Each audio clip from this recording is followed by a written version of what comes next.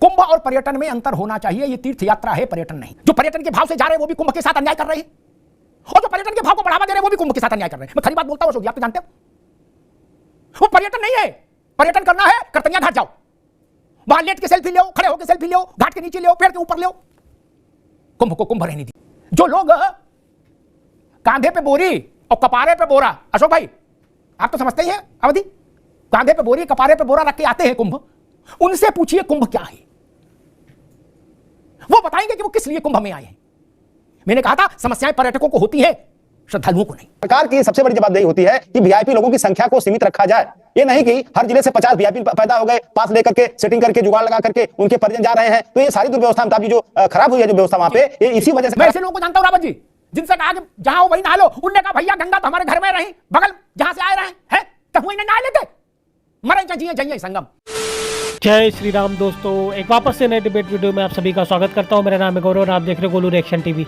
दोस्तों, वरिष्ठ पत्रकार अमिताभ अग्निहोत्री जी का डिबेट वीडियो लेके आ चुका हूं और आज का वीडियो बहुत ही ज़्यादा धमाकेदार होने जा रहा है, क्योंकि आज अमिताभ अग्निहोत्री जी ने जो है कुंभ मेले में जिस तरह से जो भगदड़ मची और वहाँ पर जो जिस तरह से जो वीआईपी मूवमेंट हुआ, इन सब बातों को लेकर आज बहुत ही ज़बरदस्त विश्लेषण किया है।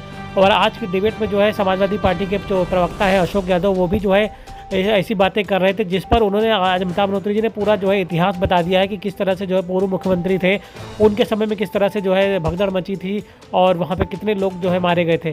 दोस्तों, वहीं आज की डिबेट में जो है अमिताभ अग्निहोत्री जी ने जो भारतीय जनता पार्टी के प्रवक्ता है उनको भी आज अच्छे से जो है एक्सपोज कर दिया, उनको भी आज उनसे भी आज तीखे सवाल पूछे और जो बीजेपी के प्रवक्ता हैं उनसे उनकी भी बोलती बंद हो जाती है। तो चलिए दोस्तों, ज़्यादा देर करते हुए आज की डिबेट को शुरू कर लेते हैं। चैनल पे पहली बार विजिट कर रहे हैं तो चैनल को सब्सक्राइब करना ना भूलें, क्योंकि ऐसी डिबेट हमारे चैनल पे आपको आगे भी देखने को मिलते रहेंगे। चलिए दोस्तों, डिबेट की ओर चलते हैं और मिलते हैं सीधे वीडियो के लास्ट में।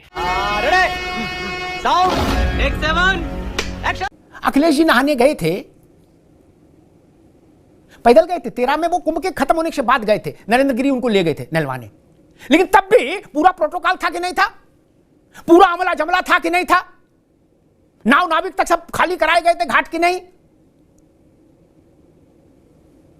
1954 में तो नेहरू जी को देखने के लिए भगदड़ मची, हाथी तक पागल हो गया और 450 लोग मारे गए। हरिद्वार में एक कुंभ था, वर्ष में भूल रहा हूं अशोक जी, आज जो आपकी पार्टी जिनके साथ अलायंस में है, कांग्रेस की सरकार थी लखनऊ में भी और दिल्ली में भी, वीर बहादुर अपने सारे अमले के साथ पहुंच गए थे, भगदड़ हो गई थी, 85 लोग मारे गए थे।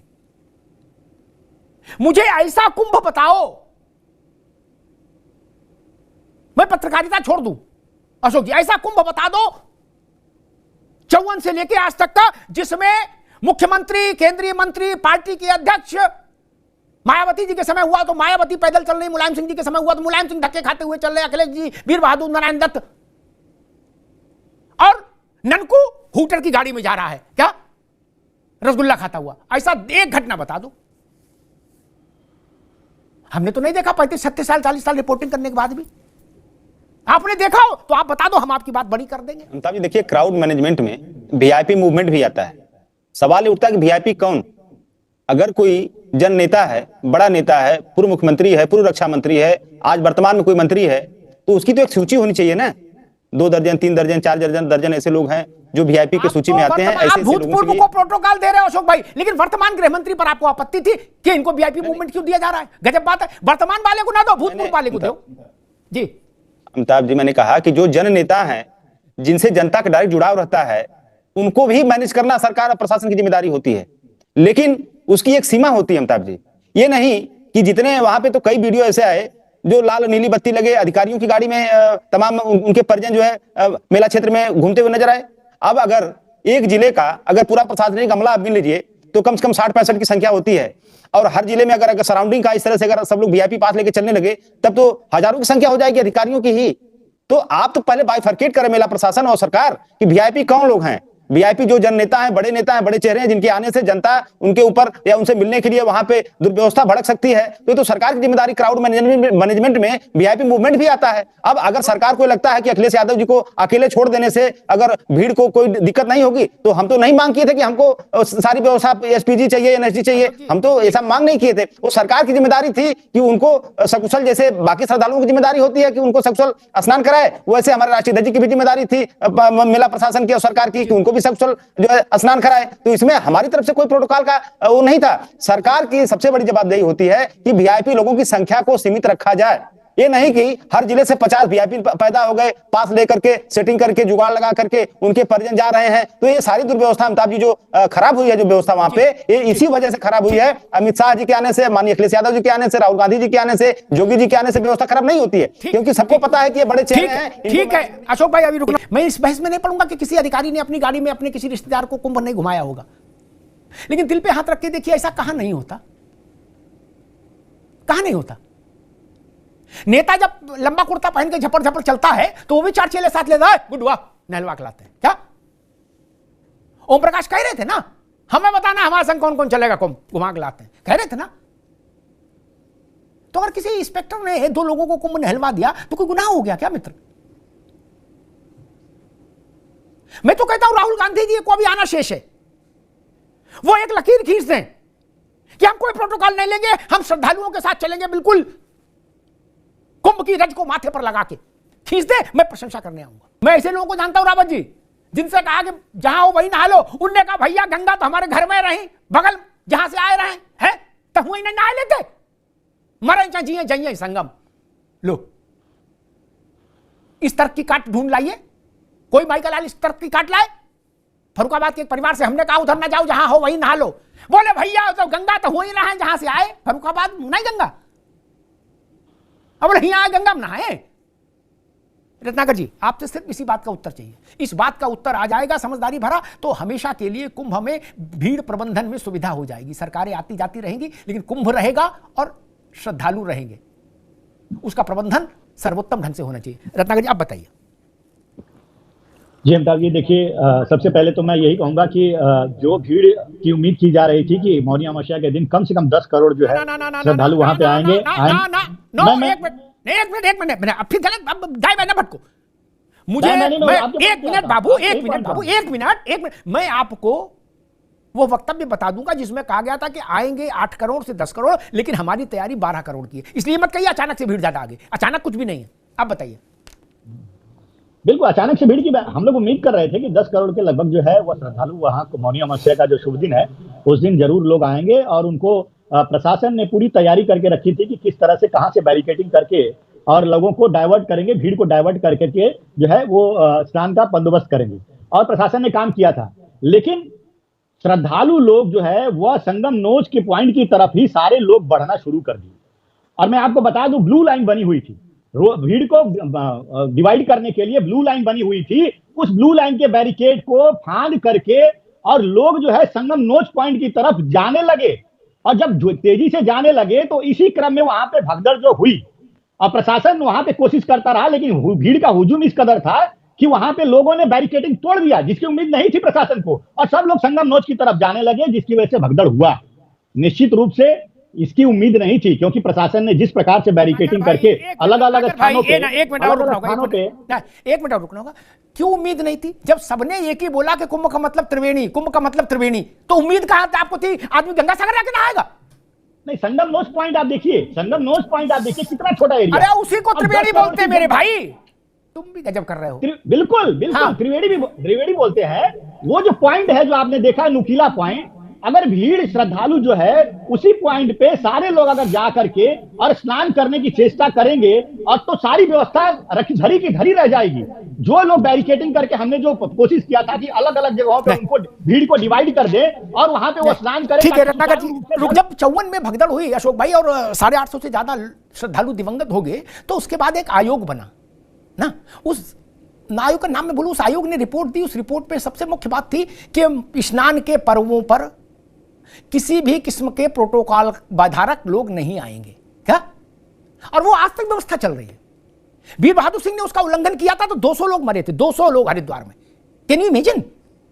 Just because of Veer Bahadur Singh, तत्कालीन मुख्यमंत्री उत्तर प्रदेश। ये सामान्य नियमावली है भारत की कि अमृत स्नानों में, उससे पहले शाही स्नानों में नो मंत्री, नो संतरी, न वर्तमान, न भूतपूर्व, न भावी, कोई नहीं, सब अपने अपने घर रहो। कुंभ और पर्यटन में अंतर होना चाहिए। ये तीर्थ यात्रा है, पर्यटन नहीं। जो पर्यटन के भाव से जा रहे हैं वो भी कुंभ के साथ अन्याय कर रहे हैं, और जो पर्यटन के भाव को बढ़ावा दे रहे हैं वो भी कुंभ के साथ अन्याय कर रहे हैं। मैं खरी बात बोलता हूं अशोक जी, आप तो जानते हो वो पर्यटन नहीं है। पर्यटन करना है करतनिया घाट जाओ, वहां लेट के सेल्फी लो, खड़े होकर सेल्फी लो, घाट के नीचे लो, पेड़ के ऊपर लो। कुंभ को कुंभ रहने दीजिए। रत्नाकर जी गलत तो नहीं कह रहा। कुंभ इवेंट नहीं हो सकता। कुंभ भारत की सनातन आत्मा है, अविरल, सदा प्रवाहमान आत्मा। उसको हम इवेंट में तब्दील करना चाहते हैं क्या? नहीं, नहीं होना चाहिए। जो लोग कांधे पे बोरी और कपारे पे बोरा, अशोक भाई आप तो समझते ही हैं अवधि, कांधे पे बोरी कपारे पे बोरा रख के आते हैं कुंभ, उनसे पूछिए कुंभ क्या है, वो बताएंगे कि वो किस लिए कुंभ में आए हैं। मैंने कहा था समस्याएं पर्यटकों को होती हैं, श्रद्धालुओं को नहीं। हमारा श्रद्धालु तो जब तीर्थ यात्रा पर निकलता था तो तीर्थ यात्रा के लिए ही निकलता था। न मोह न माया, न राग न द्वेष, न राग न विराग। कुछ लोगों ने कहा कि 10-10 किलोमीटर चलना पड़ा उनकी सेवा में। एक तथ्य निवेदित करके बात समाप्त करता हूं। अशोक भाई अच्छी बात है, अभी आप सरकार में नहीं, लेकिन जब आप सरकार में आ जाएंगे तो इस तर्क को ये तर्क आपके भी काम आएगा। भारत के जितने भी शक्तिपीठ हैं रावत जी, बड़े शक्तिपीठ, वो अधिकांश दुर्गम स्थानों पर हैं। क्या भगवती कहीं चौराहे पर समतल में नहीं विराजी। चलिए 14 किलोमीटर सीधी चढ़ाई थी वैष्णो देवी, अब तो थोड़ा बहुत इंतजाम भी हो गया। माई का दर्शन करना है तो 14 दूनी 28 किलोमीटर चलने का साहस रखिए। अंबाजी गुजरात गए हैं कोई? 800-900 सीढ़ियां, फेफड़ों में जान हो तो चलो, और नहीं तो गांव कबड्डी खेलो। सारे उदाहरण देख लीजिए। कांगड़ा में देवी, ज्वाला देवी, नैना देवी, कहीं देख लीजिए। नैना देवी अब आपको लगती है कि इस जमीन पर है, एक वक्त जब वो विराजित, जब वो शुरू हुआ होगा तो वह पहाड़ होगा। उठा के देख लीजिए। भारत में तीर्थ कभी भी चौराहों पर नहीं हुए अशोक जी। तीर्थ का मतलब कांधे पे बोरी, कपारे पे बोरा, कंठ में हरिनाम, चलते रहो, यही सनातन। धन्यवाद। मजा आया। खत्म, bye bye, tata, goodbye, गया। तो दोस्तों वीडियो हो चुका है समाप्त, और यहाँ तक वीडियो देखने के लिए आप सभी का धन्यवाद। आप सभी से रिक्वेस्ट करते हैं यदि चैनल में पहली बार विजिट कर रहे हैं तो चैनल को सब्सक्राइब करना ना भूलें, साथ ही साथ बेल वाला आइकन प्रेस करके ऑल पे क्लिक कर लेना, जिससे जब भी हम वीडियो अपलोड करेंगे उसका नोटिफिकेशन आपके फ़ोन पर आ जाएगा। तो चलिए दोस्तों वीडियो की बात कर लेते हैं। दोस्तों आज के वीडियो में आप लोगों ने अमिताभ बनोत्री जी का विश्लेषण देखा, जिसमें जो अमिताभ बनोत्री जी ने बहुत ही मतलब पुरानी बातों का भी जिक्र किया कि जो पूर्व मुख्यमंत्री थे उनके विजिट पे जो है किस तरह से वीआईपी मूवमेंट पे किस तरह से भगदड़ मच गई थी और 400 से ज़्यादा लोग मारे गए थे। और नेहरू जी का उन्होंने बताया कि उनको देखने के लिए भगदड़ मची थी, उसमें 800 लोग मरे थे। मतलब हमेशा जो है इस तरह की जो अव्यवस्थाएं जो है कुंभ मेले में देखने को मिलती है। और जो वीआईपी मूवमेंट की बात कर रहे थे उस पर जो अमिताभ बनोत्री जी ने बिल्कुल सही बात कही कि कोई भी नेता हो हमेशा जो है वीआईपी प्रोटोकॉल तो फॉलो करता ही करता है। तो दोस्तों आज की डिबेट में जो है अमिताभ बनोत्री जी ने जो जिस तरह से लोग वहाँ पे जो है सेल्फी लेने जा रहे हैं और पर्यटन करने जा रहे हैं उसको लेके भी आज तीखे हमले किए। दोस्तों आज का वीडियो आपको कैसा लगा कमेंट के माध्यम से अपनी प्रतिक्रिया जरूर दीजिएगा। इस वीडियो को यही पे समाप्त करते हैं, मिलते हैं आपको किसी और वीडियो में, तब तक के लिए जय श्री राम।